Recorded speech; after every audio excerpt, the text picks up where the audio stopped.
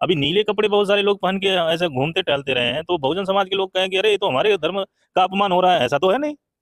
गांधी जी का और बाबा साहब से कभी भी मेल हुआ ही नहीं।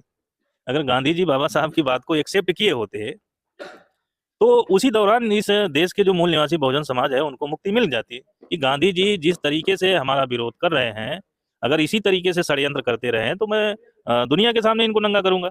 भगवा शब्द की उत्पत्ति भगवान बुद्ध से ही हुई है, और जो उनका आंदोलन चल रहा था बुद्ध का, तो उसमें जो भिक्षु थे वो इसी कलर में मतलब अपना विचारधारा का प्रचार प्रसार करते थे, तो वो समाज में प्रचारित हुआ, फिर प्रसारित हुआ और प्रस्तापित हो गया। हम लोग ब्राह्मणवाद का विरोध करते नहीं ना, ब्राह्मणों का विरोध करते हैं। क्यों? क्योंकि हम अपने महापुरुषों की विचारधारा का प्रचार करते हैं। साथियों, जय भीम, जोहार, नमस्कार। कल दिनांक 24 तारीख को 24 दिसंबर है। कल वामसेव का राष्ट्रीय अधिवेशन लगभग 2 साल के बाद, कोरोना जो महामारी चल रही थी उसके बाद 2 साल का गैप हो गया था, उसके बाद फिजिकली अधिवेशन जो हो रहा है उत्तर प्रदेश की राजधानी लखनऊ में हो रहा है। आज हमारे साथ हैं वामसेव के प्रदेश प्रभारी। आपका बहुजन पचासी चैनल में स्वागत है। धन्यवाद सर, आपका नाम? सर, मेरा नाम एडवोकेट सुशील शास्त्री है। मैं वामसेव का अतिरिक्त प्रदेश प्रभारी उत्तर प्रदेश हूँ। ये संगठन में मेरी जिम्मेदारी है। सर, वामसेव को लेकर बड़ी भ्रांतियां हैं लोगों में कि वामसेव संगठन के लोग सिर्फ फंडिंग करते हैं और उनका समाज में काम नहीं दिख रहा है। इसको और लेकर आप क्या कहेंगे?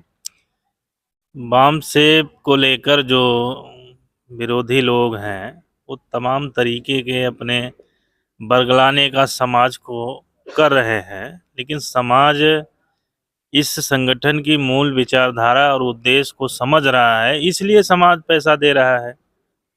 अगर हम समाज के जो हमने निर्धारित महापुरुषों का लक्ष्य है उसको पूरा करने के लिए अगर काम नहीं करते तो समाज हमको सहयोग ही नहीं करता।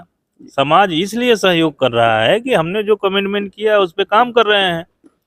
और सबसे बड़ा आपने देखा होगा 6 अक्टूबर 2022 को नागपुर में हम लोगों ने जो मोर्चा लेकर गए, तो हम लोगों ने ये बोला, उसको कर रहे हैं ना। तो विरोधी लोग तमाम तरीके से अपना वो स्टेटमेंट देते रहते हैं कि ये इस विचार महापुरुषों की विचारधारा है, ये समाज में कहीं प्रस्थापित न हो जाए, इसके लिए दुश्मनों से मिलकर जो है इसको रोकने का वो काम करते हैं। कुछ लोगों का आरोप है कि जो वामसेव के लोग हैं वो गांधीवाद और अम्बेडकरवाद को आपस में लड़ाना चाहते हैं। ये गांधी जी का और बाबा साहब से कभी भी मेल हुआ ही नहीं। अगर गांधी जी बाबा साहब की बात को एक्सेप्ट किए होते तो उसी दौरान इस देश के जो मूल निवासी बहुजन समाज है उनको मुक्ति मिल जाती। दूसरी बात, अगर बाबा साहब की बात को गांधी जी एक्सेप्ट किए होते तो भी समाज और देश को मुक्ति मिल जाती, सामाजिक, आर्थिक, राजनीतिक सारी मुक्ति मिलती। तो वो जो वैचारिक टकराव था पहले वो बना रहा। बाबा साहब के लिटरेचर में मिलता है, उनके आंदोलन में मिलता है कि गांधी जी जिस तरीके से हमारा विरोध कर रहे हैं, अगर इसी तरीके से षड्यंत्र करते रहे तो मैं दुनिया के सामने इनको नंगा करूंगा, ऐसा बाबा साहब ने बोला। तो उनका मेल एक हो नहीं सकता ना, क्योंकि बाबा साहब ने एक लाइन अपना कोटेशन दिया था कि माँ और दाई के अंतर को समझना होगा। तो गांधी जी दाई वाला काम करते हैं। दाई का मतलब आप जानते हैं, हॉस्पिटल में वो जो नर्स होती है बच्चे की, वो साफ सफाई करती है, लेकिन किस लिए करती है? पैसे के लिए करती है। लेकिन जो माँ है वो बच्चे की साफ सफाई करती है, उसकी गंदगी साफ सफाई करती है, तो वो क्या है? वो अपना तो है, लगाव है, ममता है, प्यार है, वो उसके लिए करती है। तो ये दोनों एक साथ नहीं चल सकता, गांधीवाद और अम्बेडकरवाद। क्योंकि गांधीवाद वर्तमान में क्या है कि जो मूल विचारधारा है उसको खत्म करके अपनी विचारधारा थोपना है। और जहां ये वाद रहेगा वहां अम्बेडकरवाद आ ही नहीं सकता। और जो लोग कहते हैं कि हम गांधी को भी मानेंगे और बाबा साहब को, ऐसा हो ही नहीं सकता। बाबा साहब को मानने वाले गांधी को नहीं मान सकते, गांधी को मानने वाले बाबा साहब का नाम ले सकते हैं, लेकिन उनका काम नहीं कर सकते।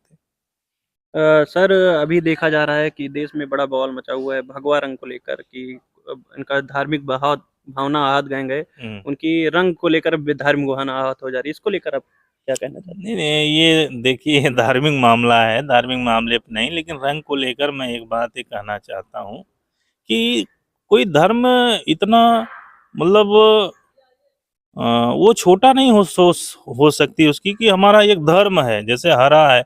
अभी नीले कपड़े बहुत सारे लोग पहन के ऐसे घूमते टहलते रहे हैं, तो बहुजन समाज के लोग कहें कि अरे ये तो हमारे धर्म का अपमान हो रहा है। ऐसा तो है नहीं। कपड़े जैसे जो अ, अभी उस फिल्म में उन्होंने पहना महिला ने, वो तो बहुत सारे फिल्मों में लोगों ने पहना। जो लोग ऐसा विरोध कर रहे हैं, आरएसएस, बीजेपी, या जो लोग ऐसा कर रहे हैं, अभी माननीय सांसद तिवारी जी, क्या नाम है उनका, वो मनोज तिवारी जी, वो उन्होंने अपना एक गाना गाया है स्वयं, वो राम का वो जो गमछा लपेट कर जो है अश्लील गाने गा रहे हैं। वो तो बहुत सारे लोगों ने गाया ना ये उसमें। 2014 के बाद ही ऐसा हो रहा है कि हाँ, तो एक्टिव हो गए हैं लोग। अब देखिए दूसरी बात, ये जो रंग है भगवा, ये शब्द ही भगवान बुद्ध से उत्पत्ति हुई है।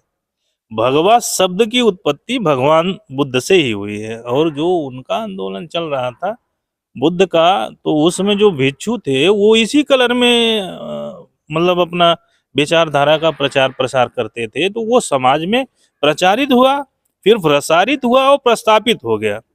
तो जब वो समाज में भगवा रंग प्रस्थापित हो गया, तो जब काउंटर रिवॉल्यूशन हुआ, तो इन लोगों ने समाज के एक सिरे से उसको खत्म नहीं कर सकते थे, इसलिए उस कलर को इन्होंने एक्सेप्ट कर लिया, उसको डाइवर्जन करके ये हमारा है।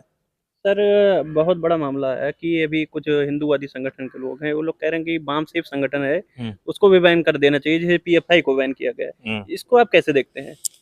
बाम सेफ जो संगठन है, इसको बैन करने के लिए बहुत सारा वो कर रहे कहते हैं हैं। विदेश से फंडिंग आती है इनको। विदेश से फंडिंग नहीं आती, हमारे एक एक रुपए लोग, हमारा समाज, आप लोग स्वयं जानते हैं, हमारे ठंडी में, गर्मी में, बरसात में हमारे जो कार्यकर्ता है निचले स्तर से, वो लोग फंडिंग समाज से एक एक रुपए इकट्ठा करके देते हैं, तो ये कार्यक्रम होता है और बहुत सारे हमारे ऑफिसेज है उनको संचालित किया जाता है। अगर जैसे हजार हजार करोड़ के, 500-500 करोड़ के बीजेपी और दूसरे राजनीतिक दलों के कार्यालय बने, हाईटेक कार्यालय बने, तो ऐसे उनसे पूछा जाए इनके पास पैसे कहाँ से आ रहे हैं। उनको भाई, उद्योगपति दे रहे हैं देश हाँ, के। तो वो उनको दे रहे हैं। अब हमारा कार्यालय और हमारे कार्यकर्ताओं को देखकर भी आप अंदाजा लगा सकते हैं कि सीमित साधन में हमारे लोग आते हैं, रिक्शे से या बाइक से। आरोप ये लगता है कि बाम सेफ के लोग ब्राह्मणवाद का विरोध करते हैं, समाज में दुर्व्यवहार पैदा कर रहे हैं लोगों के बीच में। हम लोग ब्राह्मणवाद का विरोध करते नहीं, न ब्राह्मणों का विरोध करते हैं। क्यों? क्योंकि हम अपने महापुरुषों की विचारधारा का प्रचार करते हैं। हमारा टारगेट उनको नहीं है करना, हम अपने महापुरुषों की विचारधारा का अगर प्रचार करते हैं, वो टारगेट हो जाते हैं, उसमें हमारा कोई ऑब्जेक्शन, वो लेना देना नहीं है। अब उनकी वजह से हम अपने महापुरुषों की विचारधारा प्रचार न करें। अगर आपको आपत्ति है तो बाबा साहब को, ज्योतिबा राव फूले, साहू जी महाराज, और ये जो संत कबीर, संत रविदास और ये जो महापुरुष थे, उन लोगों को बोलना चाहिए। उन्होंने ऐसा बोला, क्यों बोला? उस दौरान भी तो ये बातें आई ना। तो उनकी विचारधारा का हम प्रचार कर रहे हैं, तो इसलिए ये बातें आ रही है। हमारा वो टारगेट नहीं है, उनको टारगेट करके हम ऐसा नहीं कर रहे हैं। हम अपने महापुरुषों की विचारधारा समाज तक पहुंचाना चाहते हैं और समाज को बताना चाहते हैं कि आपके उद्धारक जो है ये महापुरुष है, इनकी विचारधारा को आप एक्सेप्ट करेंगे तो आपका उद्धार होगा। सर बाम सेफ का अधिवेशन है, तो लोगों को क्या संदेश देना चाहते हैं? जो मैं पूरे देश का, अभी उत्तर प्रदेश क्या, मैं पूरे देश से जो खबरें आ रही है, बड़े पैमाने पे लोग ट्रेनों से निकल रहे हैं, व्हीकल से निकल रहे हैं, फ्लाइटों से आ रहे हैं, ऐसी सूचना मिल रही है। लेकिन ये कांचीराम सांस्कृतिक स्थल एक ऐतिहासिक ग्राउंड है। इसमें हम लोगों ने 2013 में राष्ट्रीय अधिवेशन लिया था। इसी ग्राउंड पे जो है ये 39वां राष्ट्रीय अधिवेशन बाम सेफ भारत मुक्ति मोर्चा का संयुक्त लिया जा रहा है।